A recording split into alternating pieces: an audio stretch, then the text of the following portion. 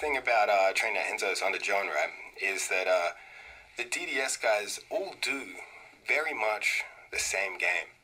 It's one cohesive unit. At most teams, you've got a coach and you've got a group of individuals doing their own thing.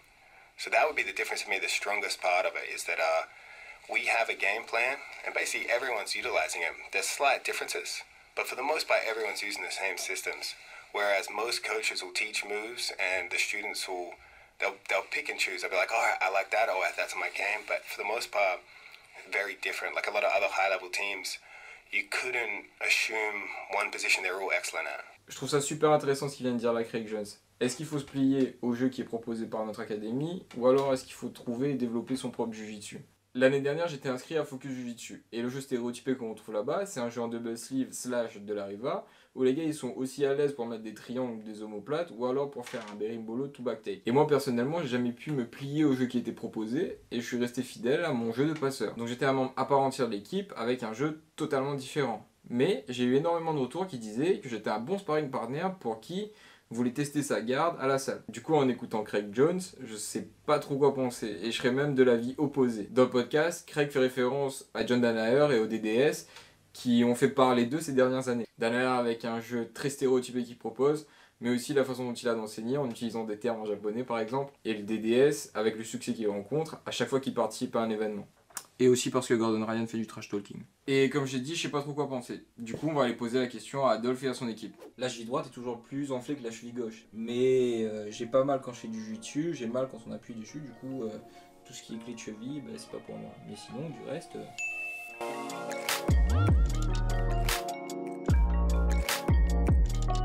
Ça y est, il est 16h, l'entraînement est à 16h.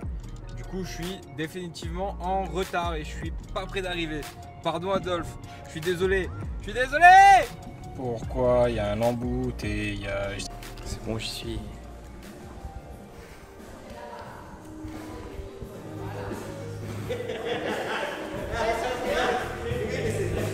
Je vous en prie, écoutez juste la musique. On fait pas du jiu-jitsu ici. Ici, on fait de l'art.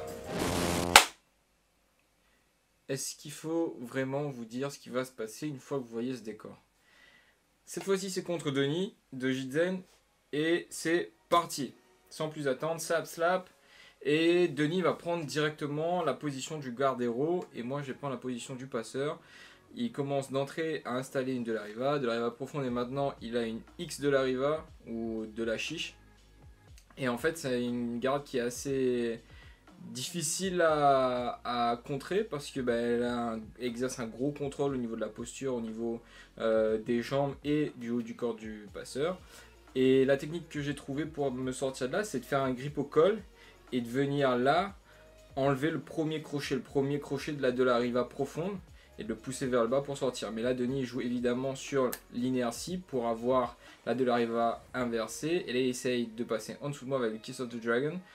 Je défends, mais pas assez bien, et il arrive à reprendre. En fait, je commets une erreur dans la défense du Kiss of the Dragon parce que j'ai contrôlé le col le plus loin au lieu de contrôler le col croisé. Et si j'avais contrôlé le col croisé, ça l'aurait empêché de tourner au-dessous de moi. Du coup, il arrive à me renverser. Du coup, il gagne 2 points et il essaye de passer ma garde. Moi, je joue une demi-garde ouverte avec un knee shield, mais là, le knee shield, il est mou. Le problème aussi, c'est que je suis pas assez agressif là à ce moment-là et je fais pas de grip au niveau des bras. Je laisse Denis me contrôler, ce qui ne doit pas se faire normalement dans un combat. Là, il est complètement à genoux, Denis, du coup le centre de gravité très très bas, et il me tire vers lui, je comprends pas trop le passage qu'il va faire. Là, peut-être qu'il veut engager un long step, mais ce que moi je fais, c'est que je prends son lapel et je tente un étranglement, un cross choke. La défense de Denis, ça va être la défense classique, essayer de créer de la distance. Là, il pousse sur moi et en même temps il s'éloigne. Et moi, je veux juste recomposer ma garde. Mais en fait, il a fait un petit détail qui m'empêche de recomposer cette garde-là. C'est que mon pied qui était à l'intérieur ne pouvait pas sortir. Parce que dès qu'il s'est mis debout, là où normalement je devrais sortir, il est venu faire ça. Ce que vous voyez à l'écran, c'est qu'il a pincé ses 2 genoux tout en gardant une base large. Du coup, il a de l'équilibre. Et en même temps, ici, il m'empêche de sortir ma jambe pour venir recomposer une garde et me mettre face à lui. Je suis obligé de jouer une garde que j'aime beaucoup, qui est la single X. Mais pas de manière efficace là, je vais pas la jouer de manière efficace, je m'affole et j'essaye de tenter un sweep, ça marche pas et lui il défend très bien cette garde là et ce qu'il va faire ici que vous voyez à l'écran, c'est qu'il vient mettre tout son poids du corps au-dessus de moi. Et en fait, il me dépasse. Son centre de gravité est même pas au-dessus de mes hanches. Son centre de gravité est au-dessus de mes pecs. Donc c'est dire si il est au-dessus de moi. Avec mes hanches qui sont complètement éloignées, moi je peux pas tenter de sweep, je peux pas tenter d'attaque. Mon but là, c'est de créer de la distance pour pouvoir jouer ma garde. Du coup, j'essaye de remettre Denis au-dessus de mes hanches, mais là il vient complètement s'asseoir sur moi et du coup j'ai pas d'espace non plus pour pouvoir kicker avec mes jambes et le remettre à bonne distance. Du coup là je re-switch, je sors du contrôle single X classique que j'avais et je repars sur une double sleeve. Mon but de la double sleeve c'est de contrôler le rush qu'il va mettre au niveau du passage. Là il essaye de faire une menotte de Mako. Le but de la double sleeve c'est de contrôler le rush qu'il va faire et essayer de regagner de la distance. Ici qu'est-ce qu'il vient faire? Il se met debout et moi je viens directement saisir sa manche tout en gardant mon pied de la single X en place parce que moi à ce moment là je me dis il faut que je soumette Denis, il faut que je mette un triangle. Mais Denis défend ça super bien, je fais un grip au col le plus haut possible pour pouvoir le déséquilibrer. Mon but c'est de le jeter vers l'avant, j'essaie mais évidemment il a une bonne base et il défend ma jambe gauche qui est ici ma jambe libre. Du coup j'ai pas le loisir que je veux de kicker avec une spider par exemple pour me réajuster et pour lancer mon attaque de triangle. Une fois que Denis commet l'erreur, je sais pas si c'était volontaire de sa part, mais ici de venir sous ma jambe et venir choper ma cuisse, en fait là il se met tout seul dans une position de triangle et moi j'avais juste qu'à shooter cette jambe là par dessus et venir avec l'autre jambe fermer derrière.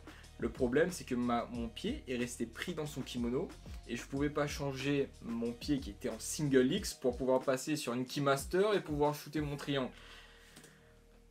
Du coup j'abandonne l'idée du triangle, je fais juste de la rétention, je l'empêche d'avancer le plus possible dans son passage et là ce que je fais c'est une erreur aussi, c'est que je crois que son kimono va me servir d'appui. Du coup, j'engage mes hanches comme si je voulais faire une keymaster. Sauf que dès qu'il se met debout, mon pied droit va sortir de son kimono. Et je n'ai plus de point d'appui. Et ma solution à ce moment-là, c'est de changer ma single X contre une 50. Sauf que, évidemment, je vais pas arriver à passer ma tête ici, sous sa jambe, pour finir en position de 50. Et je vais essayer de shooter mes hanches au maximum. Et ça va se solder par un échec parce que j'ai donné mon dos à Denis et lui il va sauter sur l'occasion évidemment pour pouvoir installer sa seatbelt et commencer à travailler la prise de dos. Donc là Denis très fort dans sa position, il est hyper collé à moi, c'est un vrai sac à dos à ce moment là. La pression qu'il met, il me tire vers lui mais en même temps il me pousse vers le sol, du coup j'arrive pas à me relever. Là il est très fort, très collé à moi. Moi je défends l'étranglement en tenant mon propre lapel et en tenant son coude. S'il n'arrive pas à avoir l'angle nécessaire avec son coude comme vous voyez ici, il peut pas m'étrangler. Mais Denis plus futé que ça, vous allez le voir. Il va ici jouer sa main à l'intérieur de l'espace qu'il y a sous mon bras. Il continue à attaquer le dos, il continue à me faire affoler. Il s'installe. Moi je défends les crochets, sauf que évidemment, il a passé sa main de l'autre côté, il est en train de m'étrangler comme un Ezekiel Choke. Et je tape. Et voilà pour cette analyse. Maintenant, retour au vlog. Bah, ça va dépendre du combattant. En fait, il y a des mecs qui vont être... C'est comme à l'école, il y a des mecs, ils apprennent par cœur, ils absorbent les informations et ils vont être hyper bons pour restituer les informations qu'ils ont appris. Ils vont être hyper bons pour absorber et restituer rapidement des informations. Et par contre, il y a des mecs où ils vont pas savoir apprendre par cœur, mais si tu leur montres des méthodes ou si tu les forces à réfléchir, ils vont arriver aussi à des gros niveaux, mais parce qu'ils se sont posés des questions et parce qu'ils ont appris par eux-mêmes ou voilà, par les méthodes plus intuitives. Donc ouais, ça dépend un peu du combattant, je pense. Le jeu de Jitzen, je pense que c'est plutôt jeu berimbolo, des gardes ouvertes, des choses comme ça. Et j'avoue qu'au début, j'étais pas trop dans ce délire de jeu-là, mais... à force de voir les gars faire ça sur moi, que ça fonctionne, etc., bah, je suis rentré dans ce jeu-là aussi, moi. Et en fait, maintenant, j'arrive parfois à passer des choses en garde ouverte, en berimbolo, et ça permet d'ouvrir le jeu, en tout cas. Mais après, c'est vrai que c'est bien de voir un petit peu de tous les jeux et d'avoir des mecs en face de toi qui font des choses différentes, parce qu'en compétition, ici, si on est tous stéréotypés au sein de la même académie, on va rencontrer toujours le même type de jeu, mais en compétition, tu rencontres des gars qui font de tout. Donc c'est quand même bien de voir d'autres choses, je pense. Mais après, voilà quoi. Après, à mon petit niveau là. Disons que la différence, c'est que nous, on est amateurs et donc on n'a pas beaucoup de créneaux d'entraînement. C'est Cyril Costa, il disait qu'il y avait un thème, et puis, ou même, je crois que même chez Caillot, où c'est le passage de garde, et puis chacun fait 300 drills. L'un, il préfère le Torando, l'autre préfère le knee slice, et chacun travaille ses passages parce que, voilà, ou comme Gianni Grippo qui est assez plus ou moins indépendant. Donc là, chacun peut driller son jeu sans que ce soit trop stéréotypé, parce que tu as beaucoup de créneaux d'entraînement par jour, 2 ou 3. Donc là, tu peux vraiment individualiser et tu n'es pas obligé de faire un système pour tout le monde. Après, nous, petit club amateur, si on n'a pas beaucoup d'entraînement, moi en tant que professeur, je suis obligé de suivre une petite logique. Le peu d'entraînement que j'ai, j'essaie de faire les techniques que j'aime bien, le système de jeu que j'aime bien, qui est un système de jeu moderne. Donc avec les trucs fin du moment, les Pimbolo, les de la Riva, puis les bons passages, les Mendes, même un petit peu l'old school, j'aime bien aussi.